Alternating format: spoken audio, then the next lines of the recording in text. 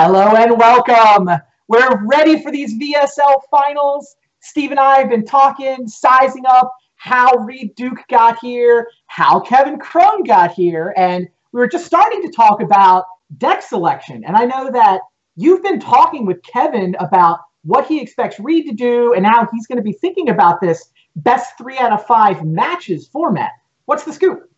So let's begin with the structure, right? I mean, the big difference is that in the previous playoff matches, it's been best 2 of 3. Sure. Here, it's best 3 of 5. So that actually changes the dynamic a bit. The other difference is that Reed is going to be on the play in the first match. He's the higher seed, so he gets that automatically. Right. So the first thing we wanted to figure out is what would Reed might bring to the table, right? What's he going to play? We figured that there's more than an 80% chance Reed is going to bring a Storm deck. He has shown a penchant for Storm. He enjoys it. He's crushed with it. He's done really well. Yeah. So that's locked in as one of his 3, right? Yeah, and I assume you guys know our format by now, but just to be clear, if there's any newcomers, both players have brought 3 different decks. They're going to play their A decks, then their B decks, then their C decks, and then in match 4 and 5, if we get that far, they can choose whichever of their 3 decks they want to play. So yeah, right. I would have Reed having Storm as one of his 3 decks. I would have it over 90%. Yeah. I'm probably being conservative in my estimate. There's a lot of inductive logic here. So the second deck that we think Reed is going to over 50% chance, or at least a 50% chance of bringing, is Workshops. He did pretty well. He went 2-1. He's still pretty well. That was his worst trimester.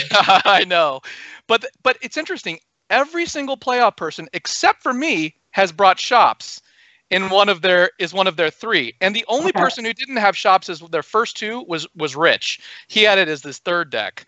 So we think there's a really good chance he's going to bring Shops. Okay. Now, Rich has gone through the analysis of what the 3rd deck might be, but let's just stick with Storm and Shops for a second, okay? If you're Reed, where do you slot Storm and Shops? You're on the play in the first match. So Kevin and I have concluded that Reed is going to play either Storm as deck A or C. And everything is shaped around that. So if you think Reed is going to play Storm in C, which is actually where we think he's probably going to play it, our money is on C. We think he's going to put Shops on deck 1 and Storm on C. And if you think about that, how do you line up your decks, right? If you're Kevin, I'm not going to give away what he's saying, but he's going to play because Reed might be playing. But think about it at home. Where would you place your decks? Now, it's just a matter of, common sense. On the draw in the first match, what deck probably is weakest on the draw and what deck is strongest on the draw? So, that kind of structures the whole rest of your deck selection process. Now where things get really interesting is when you get into matches 4 and 5. If you're ahead 2-1 going into match 4, it really depends on whether you're on the play or the draw. If you're ahead 2-1, you can do some really interesting things. You can actually play some gambits because you can run, So one of the things that'll happen is if you're in match 4 and you play a deck and you lose, then that actually factors in Reed's assessment or the opponent's assessment as to what you might play in match 5. Yeah. So you can do some real tricky things if you're up a match going into match 4. You have a strong advantage. So Kevin actually has a complete flow chart of what happens with all of his decks going through. He's ready to go. He's thought it all through.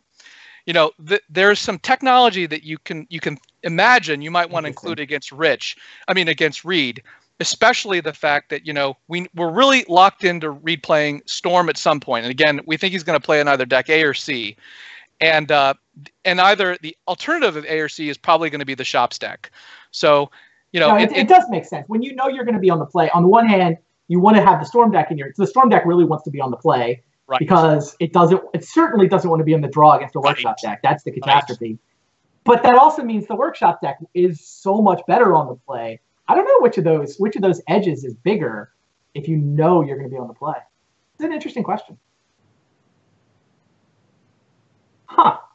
So yeah, that's all very interesting. Go ahead. And we're back.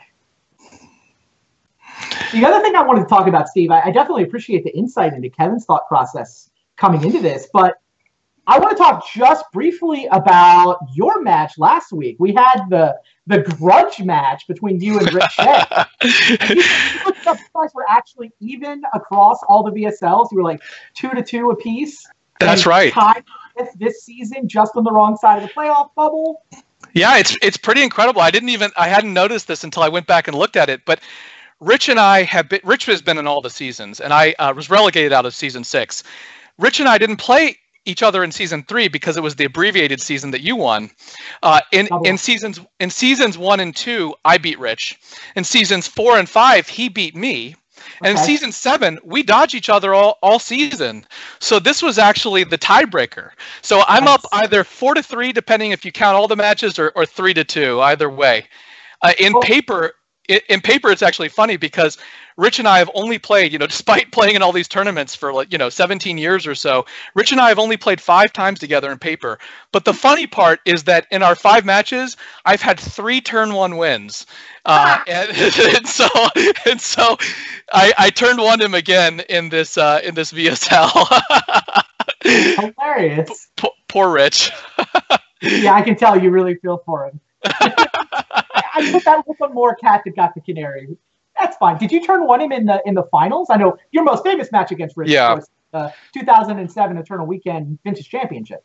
Yeah, so to briefly recap, I won't tell you all the details. He's played Control Slaver against me 3 of our 5 matches.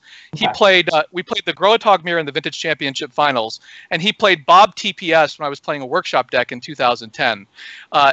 Two of the 5 matches, though, I was playing Grimlong, a combo deck, against his Control Slaver, and I had in 2 of those matches I had 3 turn 1 wins. It was the same weekend, Randy, that you actually played him round 1 of the Star City Games tournament, and you had him beat, except you forgot that he had Tormod script on the board, and you would have been able to easily beat him that match.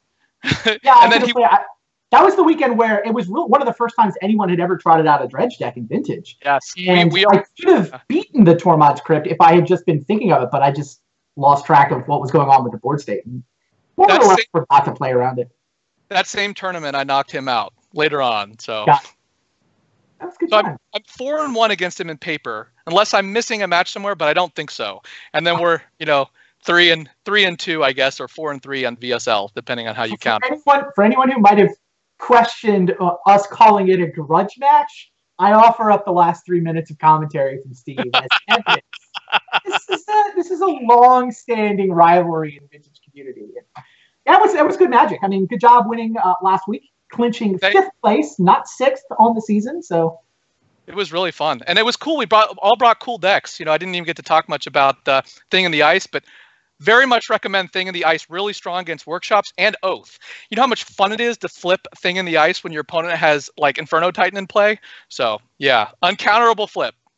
That's awesome. Yeah, I thought all the decks you brought over the course of the season were super sweet. So that was fun to watch, for sure. So we are currently getting Reed Duke and Kevin Crone situated for their first match. They are going to be playing best 3 out of 5 matches. At no point tonight will they get each other's deck lists. So that's a little bit different from the way VSL normally works. I mean, normally we have people in the booth. They're doing commentary. They can see the list during sideboarding, so we just publish the list. This time, though, those guys don't get to get in the commentary booth. They're just playing. They're going to play until one of them has won 3 matches. So no reason we have to share the deck lists. We'll be a little bit more normal in terms of how much information they have access to for these finals.